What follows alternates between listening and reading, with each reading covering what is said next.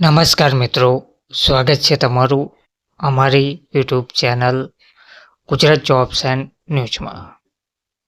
મિત્રો, લઘુત્તમ વેતન અથવા તો ફિક્સ પગાર ચૂકવવા બાબતે એક મહત્વની અપડેટ સામે આવી રહી છે. આ કર્મચારીઓને લઘુત્તમ વેતન કે ફિક્સ પગાર ચૂકવવા મુખ્યમંત્રી સહિતને રજૂઆત પણ કરવામાં આવી છે. લાંબા સમયથી માંગ કરી રહેલા પંચાયત વિભાગના વીસીઈ કર્મચારીઓને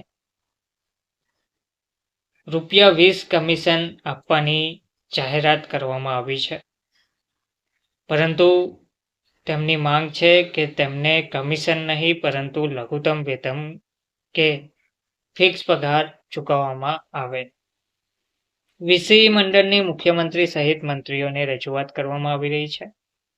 રાજ્ય સરકારે તાજેતરમાં જ વિલેજ કમ્પ્યુટર આંત્રપ્રિન્યોર વીસીઈને દરેક સરકારી વિભાગના કામ માટે ₹20નું કમિશન આપવાનો નિર્ણય કર્યો છે, પરંતુ વીસીઈ મંડળ દ્વારા કમિશન પોલિસી બંધ કરીને ફિક્સ વેતન કે લઘુત્તમ વેતન આપવા માટે માંગણી કરવામાં આવી છે.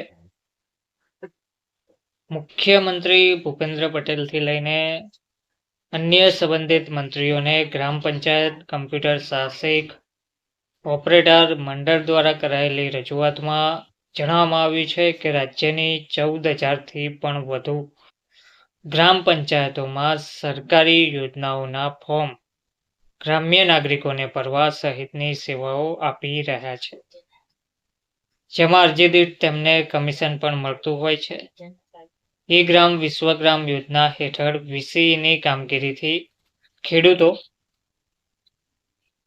પગાર સહિતના લાભો ખેડૂતો, વિદ્યાર્થીઓ, વિધવા બહેનો અને અન્ય અરજદારોને સીધો લાભ મળે છે. છતાં ઈ-ગ્રામ સોસાયટી દ્વારા વીસીઈને પગાર અપાતો નથી, જ્યારે અન્ય કર્મચારી આ પ્રકારે કામ પર રખાય છે. તેમને પગાર સહિતના લાભો અપાય છે તેવી અસમાનતા દૂર કરવી જરૂરી છે. નજીવું કમિશન તેમને મળે છે તે પણ સમયસર ચૂકવાતું નથી, ત્યારે તેને બંધ કરવું જરૂરી છે.